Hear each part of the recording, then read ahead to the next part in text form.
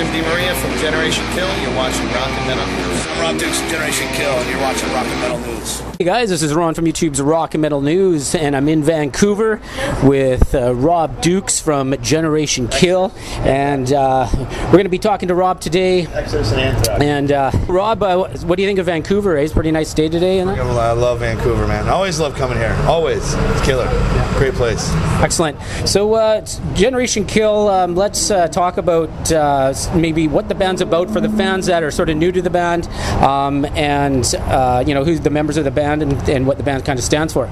Well, it actually started out with me and just a couple friends getting together when I wasn't on tour with Exodus, doing just playing shows and doing like little bars and like just getting together a couple times a week and hanging out, just writing music to have fun. And then it kind of took a life on its own. People started to like it and said, hey, we want to hear some recordings. So we sat down and started writing songs, and then it just kind of escalated from there. And now it's turned into a pretty cool band that has a small following, and we like writing music together. So we're just going to keep doing what we're doing.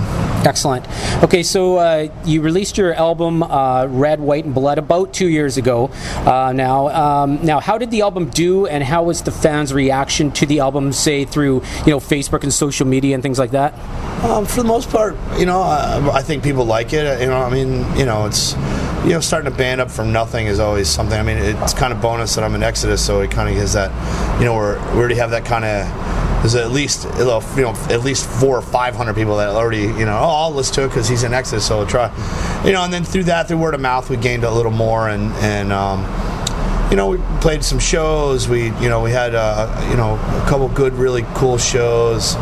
Dave Lombardo from Film, his other band Film, took us out for a few shows, and having them think we were a good band was kind of cool. And then so it's I don't know what the total record sales is. It's a couple thousand.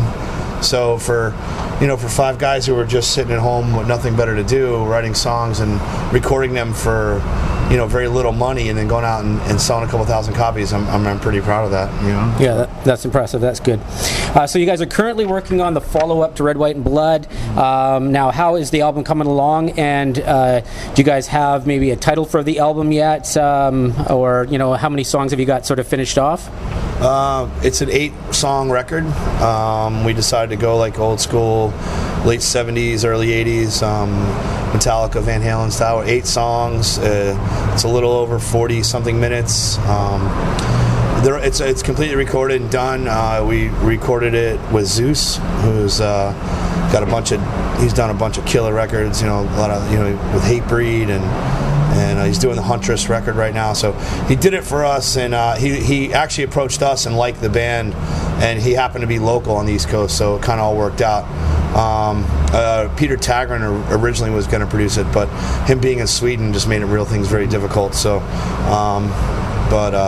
so the record's done. It's very different than the first one, in the sense that it's a little more focused, a little more refined. I think we took the elements of the first one that we liked, and we kind of honed in on those pieces. And so, but it's still like has bits of thrash, it has bits of stoner rock, it has bits of old school, just rock.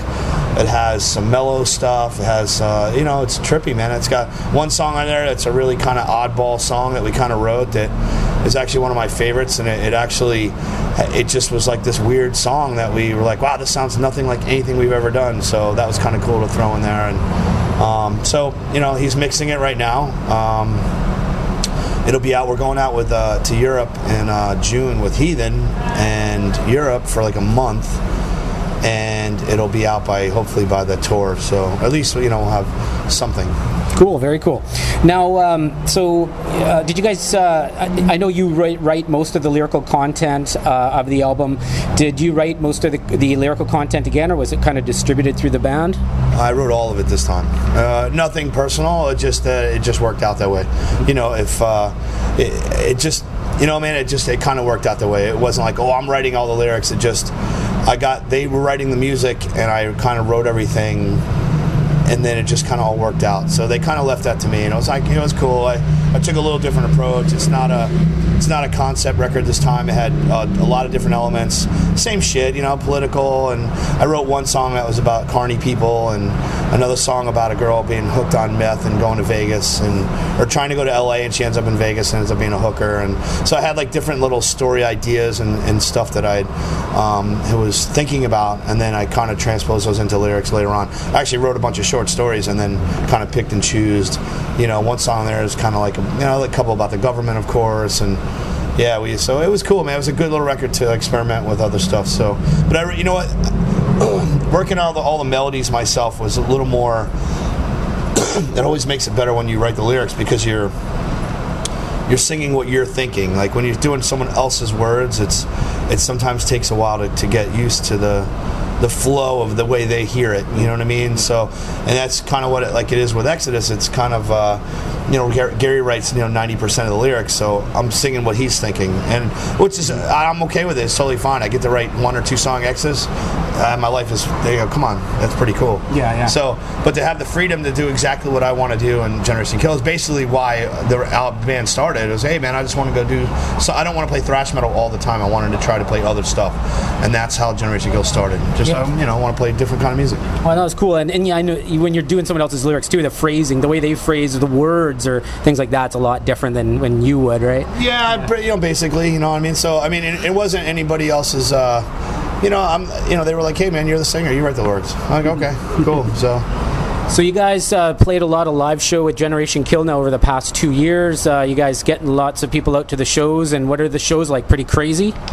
Yeah, man, it's been fun, man. It's it's we play a lot in the New York area. We haven't really been beyond that, but our friends come out, they support, they hang out. We have a cool little following in New York and New Jersey, and it's cool. And everybody we play with is always like, whenever we play with other bands, we played with like God Forbid, and we played with a couple other bands. We played with Kill Devil Hill, and we've taken, their fans have showed up at our next show. Oh, that band's playing again. Oh, cool, let's go see them. So that's the object, is to steal other bands' fans. Yeah, for sure. So that's what we've done, and that's pretty cool. So I'm okay. That's what we're doing. Excellent. Yeah, Kill Devil Hill. What a cool formation of a band that was, eh? You'd hang out with those guys and chat with them? No, I didn't. No, actually, their crew were fucking assholes. No.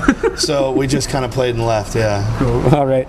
So I saw the poster the other day. You guys going to Europe with Heathen.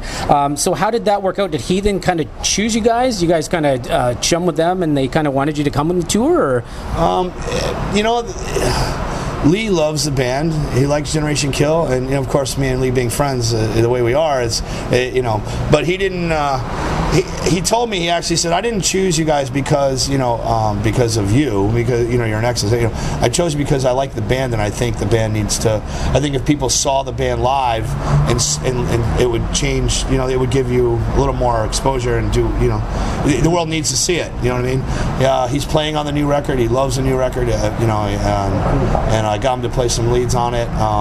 So it was, he just wanted us to go. He was like, hey man, I like the band. I want you guys to open up. I'm like, all right, cool. We're in. Very cool. Excellent. So now, just to kind of wrap it up a bit, what are your plans sort of for the remainder of the year, and maybe the beginning of 2014? Are you guys kind of thinking ahead that much, and is there any sort of conflict with any type of Exodus schedule? No, just filling in the gaps in between. Like Exodus comes first, So as the rest of the year goes, I have no idea. I got, November, I'm going to be racing in the Baja 1000. I have, some tour stuff coming up with Exodus over the summer, some festivals in Europe, of course, and some other things. So, we're going to do this thing in June with a month in Europe with Heathen, and then from there, I'm not really sure, like where we're going to go. We'd probably just play local and do things when I'm home. I just started my own company in New York, my own business, making custom hot rods. Oh, nice. So, like when I'm home now, it's not like I'll just sit around and wait for the next Exodus tour. And I filled it with Generation Kill. Now I have like a business where I'm trying to, I'm the owner, and so So that's kind of cool. Yeah, very cool, very cool. Okay, man. Well, thanks so much for talking to us today. Definitely get the Generation Kill. They have their first album out, Red, White, and Blood. Pick that up. I love it. I know you guys in RockAndMetalNewz will absolutely love it, and their new album is coming out soon, so stay tuned, and we will keep updates on the new album when it's released, and make sure you guys have all the information. So thanks for tuning in.